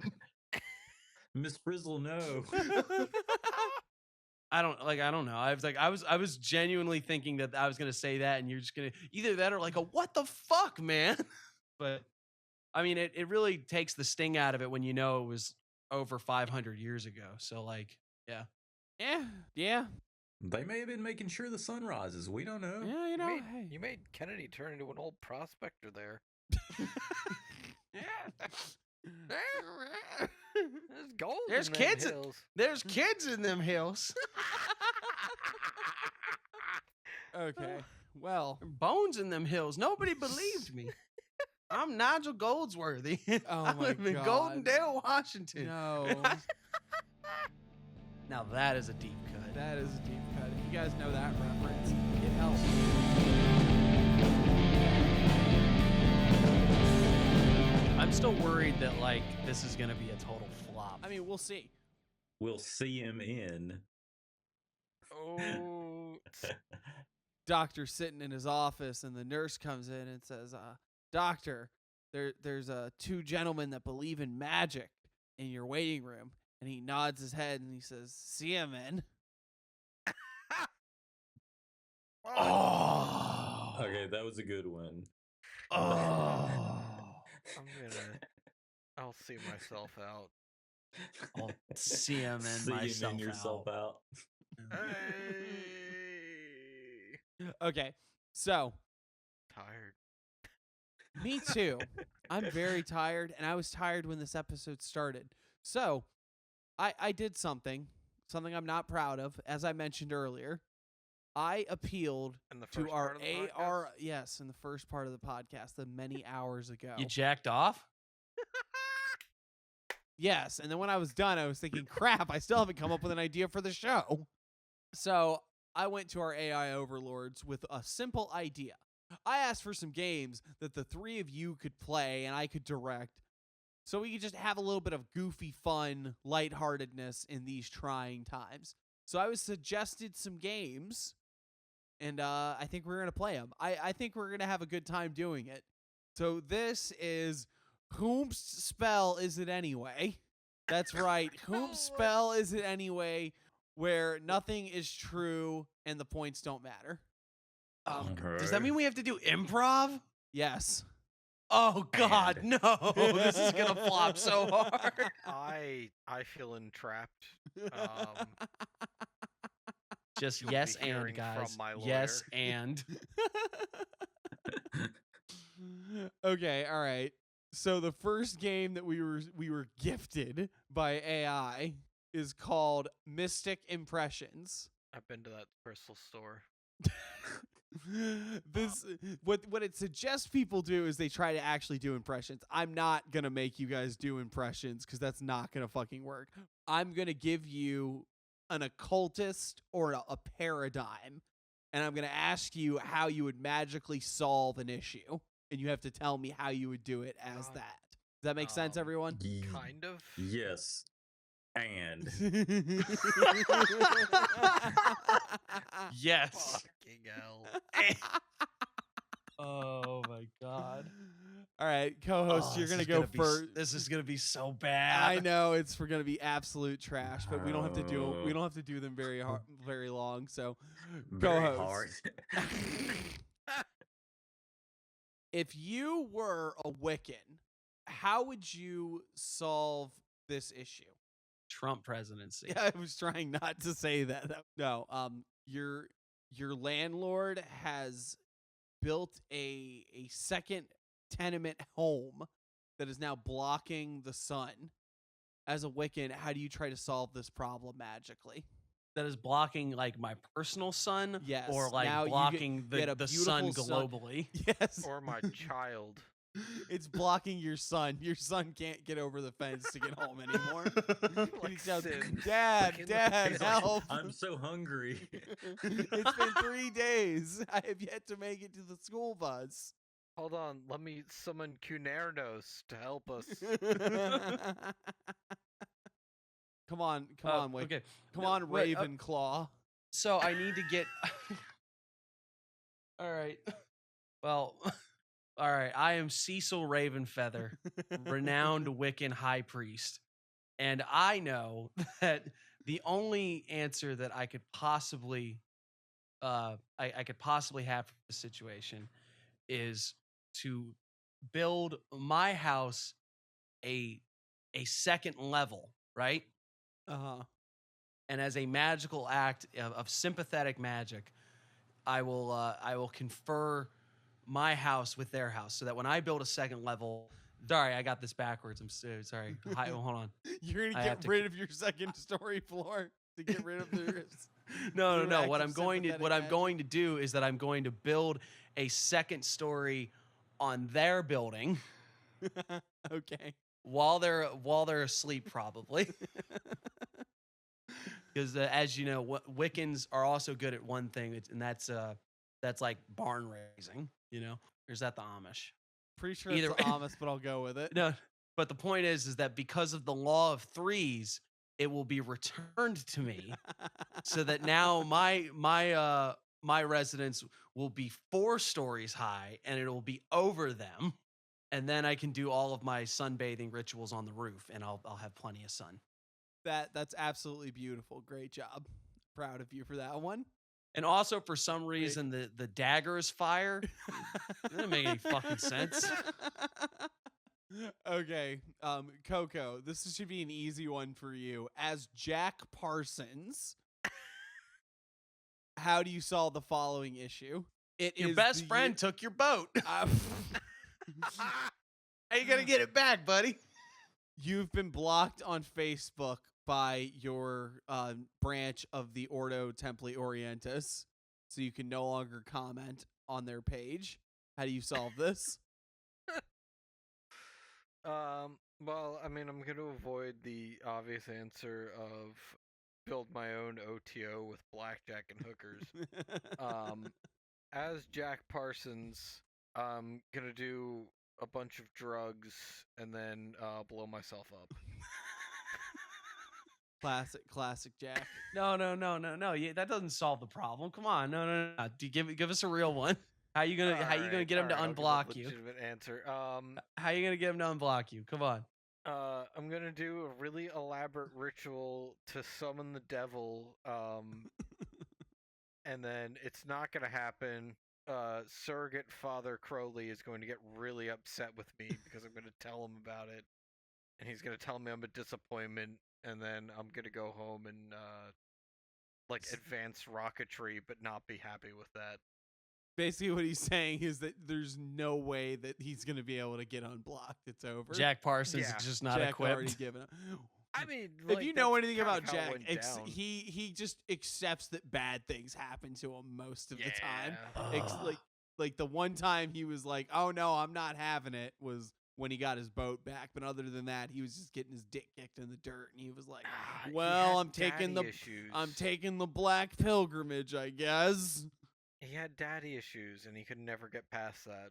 Yeah, aren't we all? Wait, who's Jack Parsons? That's the guy that had the KFC chicken sandwich thing. He was on the Big Bang Theory, right? No, he had a band. That was it. You know, he did that song. You know that dun dun dun dun dun dun dun. You hear it at basketball games and shit. That's him. That's a deep cut. Yeah, the Jack Parsons Project. Okay. Local. Hey, it's my turn. What's up? As co-host, God fucking damn it. how do you solve the following problem? You're incredibly uncomfortable with how this segment has gone so far, and you wish to get back at the host of the show through some sort of magical means. All right. Give me a second to think. If I were co-host, I would probably have some kind of squirt bottle prepared with a magical elixir, and anytime I got frustrated with you, I would just spritz you with it. Oh man, that would almost work, except we're for once recording in separate houses. Thank God. For Great idea. That would have been a great idea, though. Great idea. Good plan. Good. I was instinctively looking for a squirt bottle as you said this. I was like, wait, hold on. Is magical elixir is that like code for Windex? I think it's just lemon water. Oh, yeah, that gets rid of pests, doesn't it? What you trying to say? And I'll give this one I'll give it another shot. Give you another one. Oh, really? Because we have way more games to do. Oh, there's more. I figured we'd do 2 more out of this list. Okay, and just everyone get a go. Sure. Do you want divination duel or do you want fake quote time? Oh, fake quote time? That sounds amazing. Yeah, fake quote time. Fake quote time is very simple. I got ChatGPT to make me some fake quotes, and I mixed them in with the real quotes, and I just pull them at random. And I ask you guys, is this a real quote or a fake quote? This is pretty good. This is just football or Magic, but like a wider net. Oh yeah. Magic or football. Magic or football will never be replicated because we'll just until we get Coach Aleister Crowley, I guess. But but I think this one could be. No, this there is could a be pretty because good like I one. could definitely see somebody that was like a CF Russell that was a football coach or something. But there's no way because CF Russell's always saying shit like the Lucifer came down into ancient China and created the I Ching, and you're like, that is definitely not a football coach. Or if he is, he's an awesome fucking coach. I'll do anything for my boys to win. Throws the coins. Hexagram 23. Fuck. So we'll start this time with Coco. Coco. Oh God. A magician without discipline is but a shadow puppeteer, flickering on the walls of illusion. True power requires the fire of order and the coolness of clarity. Israel Regardi. Is this a real or a fake quote? Real? I'm sorry, you are incorrect. That is Chat GPT. But that's a pretty. That sounds like pretty good Israel one. Regardi. That Yeah, sounds. that's what like I don't know. You would believe that.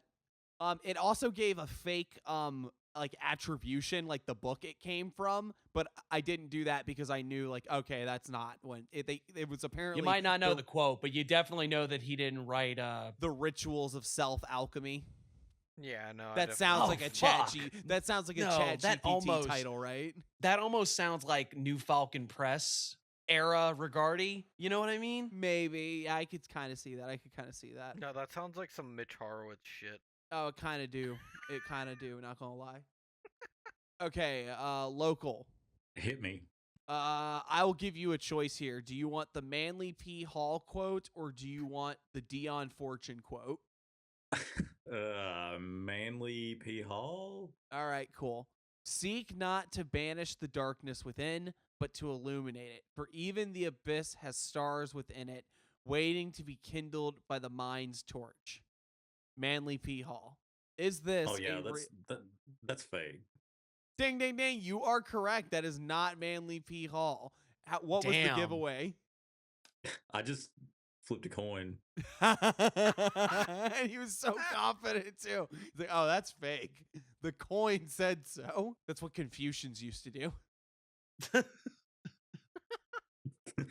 All right. Thanks, Lucifer.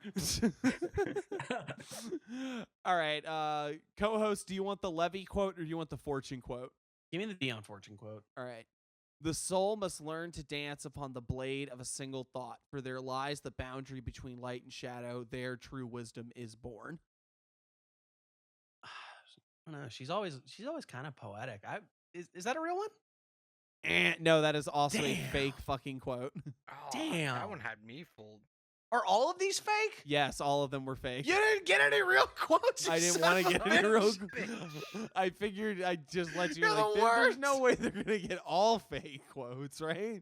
Oh, you I don't- bastard! You fucking suck, really, you lazy son of a bitch. Okay, so far we have co-host. What's the Levy quote? What's the fake oh, Levy quote? The fake Levy quote. I think I'm glad you didn't pick that one because I feel like this is the one that I'm like I don't think Levy writes like this. Only through the descent into our own labyrinth heart can we hold the serpent's tongue and command the angel's voice. That's fake. Yeah, Yeah. like I think that one doesn't Yeah, sound. that one's not quite That him. one right. feels Chat GPT. Right. Yeah. and, Yeah. like, I hate to say You it, guys but think so? really, you thought that one sounds good? I hate to No, be I like was this, just but being devil's advocate. Oh. the Manly P Hall quote, I could legit like.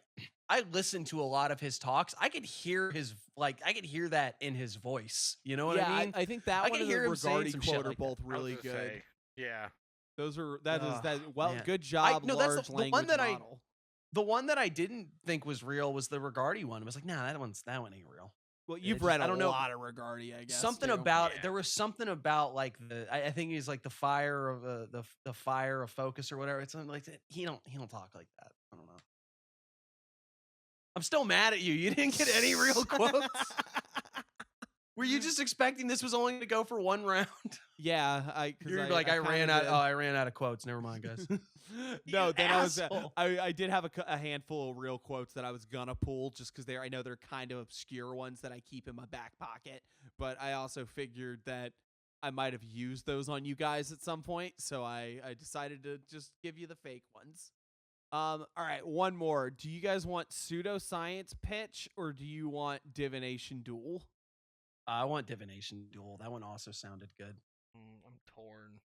Well, we are a democracy for a couple more minutes until the Trump presidency really takes hold, so your votes matter. I'll go with The divination. Trumpsters, Local the, or Yeah, the divination. Trumpsters broke into my house and found out I was a wizard, and they now they make me wear this pointy hat wherever I go. So the way this works is I'm going to give each of you a prompt, and you'll have to come up with some quick way to get a divination out of it. I don't care what you freaking do. Pull up an app on your phone, use a sandwich, throw a coin, whatever, and then you have to give me an answer about what you've divined out of the situation. Given that this is going to take a moment for you guys to figure out what the hell you want to do, just someone tell me when you're ready and you can be the first one. This is actually a little funnier than I thought it was going to be. So points to you, I guess. You should have been giving us fake points during the whole time. Well, I tried to say it earlier, but as it stands, we'll tell you what, we'll do a wrap up of the points at the end. Okay. It's been very simple so far because no one got any points last round. What? I didn't get any points? No. Oh no, local What? got a point. Local got a point. Local was right. Oh, Yeah. wait, yeah. But local didn't forgot get that a I got point it. last round. I forgot everything was wrong what I said because you were I an forgot asshole. that everything was wrong because you lied to me. Because you're a prick that used nothing but fake quotes. Oh. Okay. Boy, it shows we're fake occultists, man. All right. Okay. Tarot deck, turn. Tell us the lessons that we should learn. Make America great again. Oh no. Oh. Bum, bum, ba-dum. MAGA Burn. coping news. Wouldn't it be coping MAGA news? Oh, that's what I meant to say. Okay, Coco. Yes. Given you with your choice of divination method, I want you to answer me what is going to be the first headline to really come out of the Trump presidency. All right. I have. Well, it's the back end of a 1975 Canada dollar coin, Okay. and it is two dudes in a canoe. I'm assuming Lewis and Clark. Wait. You've just got like a random bag of coins? Yeah, and I flipped one. I picked a is this random a- coin and flipped it. Is this a divination method you've used before? Yeah. That's kind of awesome. All right. So what's it mean? I am going to say it was the first thing to come out of the Trump presidency. What's the first headline that's going to come out of the Trump presidency? Okay, there's like a bunch of nature. It's like a hill. The guy's canoeing past it. First headline to come out of the Trump presidency, JD Vance fucks a canoe. Final answer. Do they have a paddle in that picture? They do. Oh, okay. I was going to say because we're up Schitt's Creek. Hey. All right. Who's next? Local co-host. Which one do you want to go? Here, I'll go. I got my tarot deck. Okay, up to you, man. Okay. With your preferred method of divination, I want you to answer. Are you asking Chat GPT for questions to ask? No, I'm calling out to the spirit world. So you are asking. Yes. No, actually not, but that would have been a better answer. I would like you to tell me who is going to have the next top 40 hit and what will it be? Okay. So my preferred tarot method is to shuffle through the cards and find the one that I want. So I am going to pull out the Hierophant, the Seven of Wands, and you know what? Just for kicks, I will do a blind draw on this last one. And we got the Ace of Swords reversed. All right. So The next top 40 hit is going to be from Hierophant, Seven of Wands. Oh, Snoop Dogg gonna come back with a banger. He been established for so long, and we all keep counting him out, but the man consistently gets people paying attention. He was just in that Fortnite. People are excited. He rising above. He rising above the din and the noise, and he's cutting through the mind itself. That's why the Ace of Swords is reversed. We ain't doing intellectual stuff. He gonna do a song that's got a goofy ass dance to it, and it's gonna be like it's gonna capture that energy of like drop it like it's hot, smoke weed every day. It's probably just gonna be like a song reminding you that it's the dog, and he Snoop D-O double G's, and he'll probably say something like fashizzle in it, and everybody is going to love it, and it's going to play nonstop on TikTok, and you're going to have like goofy compilations where people just throw it in, and it's going to get memed on. There's just it's the thing that you always got to remember. The stuff that makes it the top 40 is not about being good. It is about being something that people can be like, oh man, did you hear this? And who doesn't love Snoop Dogg? I hope that's true. I like it. I like it. All right, local, it's your turn. You ready? Yeah, hit me. What's up? What you want to know? How can I divine your future? I would like you to tell me, using your preferred method of divination. You two, help me out here. What do you guys want to know? Well, I will give you guys a heads up that my preferred method of divination was Miss Cleo, and it turns out she is no longer with us. So I'm gonna have to find another. I'm going to have to find another hotline psychic to bother. Just take your time coming up with the question.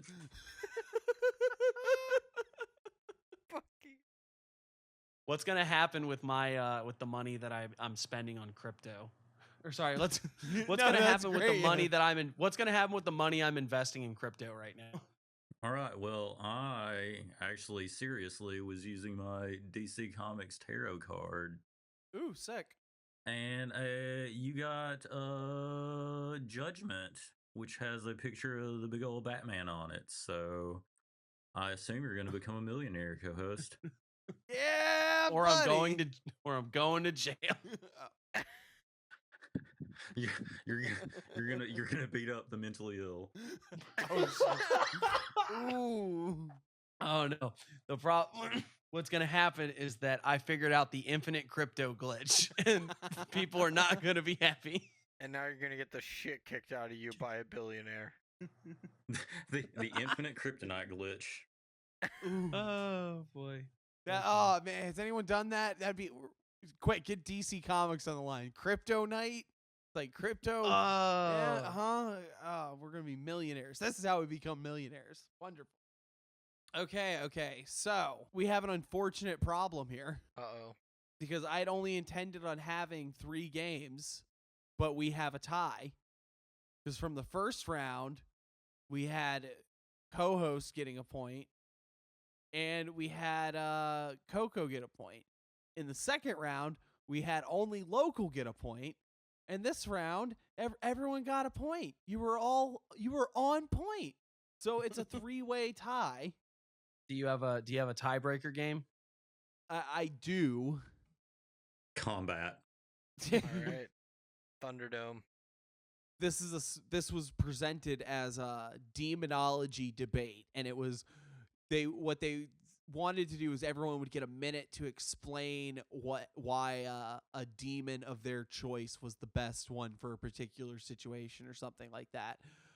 I think I'm gonna expand this real quick. Just everyone quickly, in about a minute, just a couple sentences, just tell me who is the best Greek god and why you should win. And eeny, meeny, miny, mo. Co-host, you go first. Oh man, who is the best Greek god? That's easy. It's Dionysus. Okay. All right. Why should you win? For a couple reasons. I mean, all he wants to do is bring you good times and divine madness of ecstasy and joy. And he's also one of the only Greek gods that didn't cheat on his wife. Okay. He's All a right. fun time. He's loyal, and you know, he's number one. Local. Who's the best Greek god, and why should you win? I think that Eris is the best Greek goddess. Because, well, why, why wouldn't I pick her? Yeah. You have to be some kind of idiot not to do that. This is me hedging my bets right here. I mean, she probably doesn't want to win anyway, but I'm definitely not going to be the one to vote against her. She definitely wanted to be invited at least. Exactly. All right, Coco, best Greek deity, and why should you win? Well, you guys both fucked up and didn't choose the obvious choice of Hermes. Because Hermes is the only one that can transcend everything, can go anywhere, and also he's the best trickster god out there. Hold on, I'm gonna divine who's gonna win. Oh, please do. Oh wait, Okay, hold on. I gotta, got like I said, I'm searching two through. dudes in a canoe. All right, I'm gonna look through my deck and I'm going to pull the. You know what? We're gonna pull the Knight of Cups. You say the Knight of Cucks? American cook chair. Set away from me. No. All right, and local is the winner. Everybody why give is it up for it- local. Local's for the winner. Local, bullshit. good job. What do you have to say about it? What do you have to say for yourself? Well, Worst- I mean, it's not surprising. Oh man, Answer for your cry. Oh man, I felt like we almost had a good segment, and then like right at the end we lost it.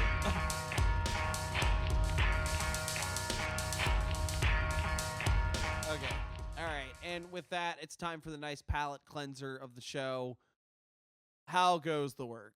I know everyone's probably kind of on edge and stressed, not just because like the election or anything like that. I mean, but I know just life's kind of, we're getting into the holidays, you know, we're getting to that point where everyone's starting to really rush and work more to get some money for Christmas and stuff. So how's everyone doing on the metaphysical, magical, spiritual kick? Is everyone doing what they can still, trying to maintain, doing anything to make your lives easier? Don't all jump at once. I Okay, guess fine.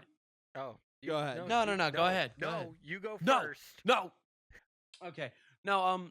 As far as the work, I had an interesting experience that I talked about in Discord where I went to sort of invoke something to talk to me in my dreams, and you get weird dreams, and you got to sort of dig into them. We talked about that a couple episodes ago, but yeah, actually analyze what the dreams are before you decide if they really mean something significant or if they really check the box of what you're trying. But the interesting part was that when I woke up from them, my beloved said something to me in her sleep, and she doesn't talk in her sleep a whole lot. Like it's happened before, but it's a rare occurrence. And what she said was a name that I did not quite catch, but sounded kind of like something. But then she said he teaches lessons, and I'm, what the fuck does that? What? So that got me wondering, and I've been trying to reproduce it, but my dreams have just been kind of a little weird. Nothing that really set gongs off in my head. I'm digging through the other ones that I've written down and trying to analyze and see if I haven't gotten anything astounding, but that's a weird little thing where it's like, yeah, you'd want to do dream magic, and then the person sleeping next to you says something weird in their sleep. And then the other part of it that made it seem a little like, that's odd, ain't it? Was that I had a talisman on in my sleep. That was part of the process, and she took it off of me. So like, I don't know, maybe the idea like you were handling the spooky thing, and then look what happened. But yeah, so that's fun. Like I said, I haven't been able to get it to reproduce it, but I am trying to work the angle there. Other than that, I've got a lot of Burroughs knocking around in my head because I read through the Cities of the Red Knight trilogy, and there's a lot of woo woo in those books. That's very firmly when Burroughs is into that chaos magic phase. You know, he was always kind of woo woo, but like it's right around that time when the word chaos magic was actually getting thrown around, I think. So there's a lot knocking around there, and it's rubbing off and making itself known in my work in interesting ways. Other than that, nothing too exciting to report. I did the Horus thing right after the election, is just sort of like, it's I'm not like panicking in the streets, freaking like, oh god, it's so over, guys, but like, that's sort of trying to find that resolve and sort of like really what's the way forward in times like this, like you even mentioned, not just the election, but it's the holidays, they get to be a hectic time. The Horus thing, which we talked about a little bit, it's if you get in the Discord and ask, there'll be like 10 people that'll explain it to you. Oh yeah. But it is a good one to sort of fortify your resolve and get ready to get out there and it connects you do with the that greater wilt. CMN egregore. So we're not just goofy guys giving you jokes. We're part of your magical universe. Yep. So that's me. What about the rest of y'all? As far as like actual workings go, again, I've been, as you explained before, I've been working a ton, just trying to get things, but like that kind of also plays into it because I did a ritual on the weekend, last weekend actually, and was like, I kind of need some money, which worked too well. I wound up like getting entirely too much work to do over the course of this week, and it is bleeding into next week. But like it was it definitely, as far as efficacy goes, it worked really well. But like other than that, just kind of like general woo stuff, like like synchronicity happenings and stuff like that. General Wu was my favorite Chinese general. Sorry. Continue. That place is really good. Try the wontons when you're there. No, but like it's just been like, I don't know. Again, I've just been like kind of moving nonstop. Not in a bad way, but yeah. Yeah. Well, sometimes you gotta get shit done. Yeah. Local, what about you? Oh, I've just been trying to settle back into a routine. I realized I'd been kind of neglecting my woo-woo practices for a while, so I'm trying to get back into doing resh and banishings every day. Fundamentals. Nothing really specific. I'm just trying to get back in the habit of doing it every day. Yeah, I feel that. I hate those. Usually I fuck myself because like I'll go on vacation or something like that, and whenever I go on vacation for the last couple years, at least, it's been like down to see my family for the holidays type shit. So like I don't have time and I'm not in my space and I can barely get like the things that I normally do done if I'm lucky. And I always end up slacking off, and then like the week back, once you're trying to like, oh my god, oh god, the sun comes up earlier than I remember, and that all that kind of shit. It's a little rough getting back to it, but you'll get back to it. Yeah, daylight savings. This is rough. And I have not been doing anything in particular. We've Cohost and I have continued doing that wealth ritual, and it seems to be working.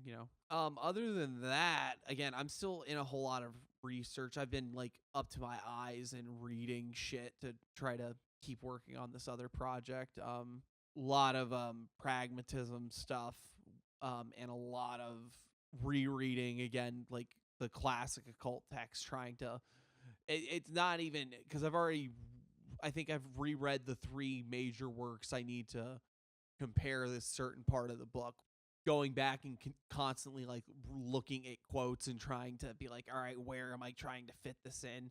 So yeah, I'm going to do something that was actually going on in the Adventures in Woo Woo Discord, which you guys should go check out. We love Tommy Kelly on this show. We've said that multiple times already, but you go over there. I'm sometimes there.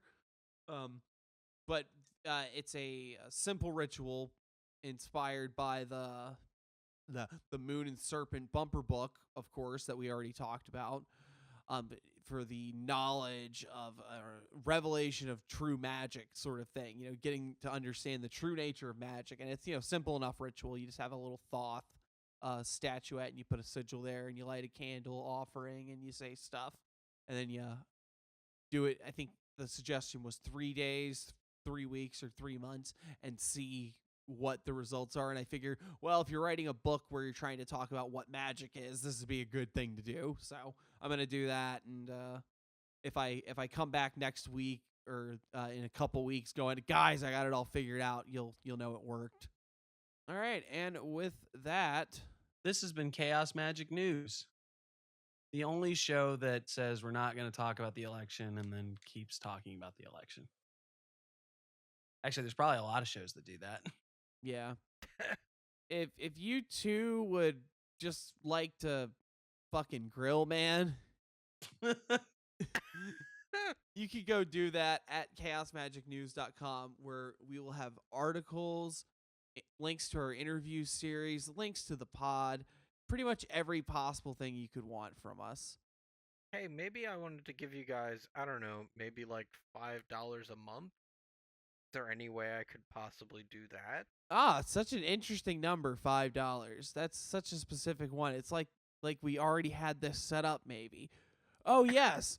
We have a Patreon at patreon.com/chaosmagicnews, where for as little as $5 a month, you can help support the objectively best podcast on occultism on the net today, but also get exclusive bonus content. Although it's not up yet, we're going to do a follow-up episode to our Occult Iceberg. We're getting well into that now, getting into the fun and weird parts, stuff that we don't even actually know anything about and have to go research. So that's a fun little thing. Like I said, as little as $5 a month. And also, because you out there supporting us with your hard-earned dollars in these trying times, you are the real heroes of this show. So your name gets read at the end of the episode. Thank you, Liz. Thank you, Local. Thank you, Cios93. Thank you, Pope Loki Satyr the 23rd LLC. Thank you, Obsfleck. Thank you, Coco. Thank you, Alexander. Thank you, Acolyte 1 of the Ice Magic Meditation Society. Thank you, Curse T. Thank you, Fyodor Krasny. Thank you, Venus Christ. Thank you, Tent Athena. Thank you, Bearded Vegan. Thank you, Tremov. Thank you, Tangy Darling. Thank you, DD Destruction. Thank you, Toziel Obscurus. Thank you, Lavender Ghost. Thank you, Tommy Kelly. Thank you, Double Deered. Thank you, Equinox Painter. Thank you, Patty D. And thank you, Clodius. We appreciate every single one of you. You have absolutely no idea. Oh, and because we got thrown off there, if you don't want to give us $5, that's fine too. You can go find us on social media and get the word out that way. If you find us on Instagram or Facebook or, I don't know, what are the other ones? TikTok. Oh, TikTok. Yeah, we do have TikTok. I was gonna, you do? Yeah, we do. But you can find clips from the show even on the TikTok and occasionally on the Instagram, or just a spicy meme, just to get you a good little chuckle at a dancing witch talking about, damn, I don't want to pay no taxes. Have a good time. Hell, I don't all of pay no that, tax. all at Chaos Magic News. Just give a look around. You'll find us. We're on all the social medias that people still use, and some of the ones that they don't. Check out our live journal and our blog spot. Zanga. Oh my gosh. That about cover it all? Yeah. With that, Local? How about you? Would you like the last word? No. That's everybody's fucking. It's like, nah, I don't want it. I don't want it. No, All right, I had thank a you bit for this, and my mind just went blank. All right, and for one last go, I will choose a tarot card. I mean, I will divine by looking through the deck and pulling the card that I want. And you guys got the 8 of Cups. All right, do what you will with that. Thank you so much for listening. Thank you so much for listening. We will see you next time. You know, Bye-bye. there's one person that's gonna hear I 8 love of Cups and be you like, all. holy fucking shit, what? No.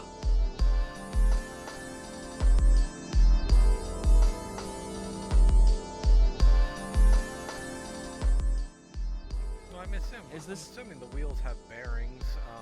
You've always got That has no bearing on this conversation, Coco. I knew that was fucking coming. And you couldn't stop it. You were powerless Like to a stop Fred it. Flintstone car. Yeah. Like Donald Trump. Like a Fred Flintstone car barreling down a hill at high speed.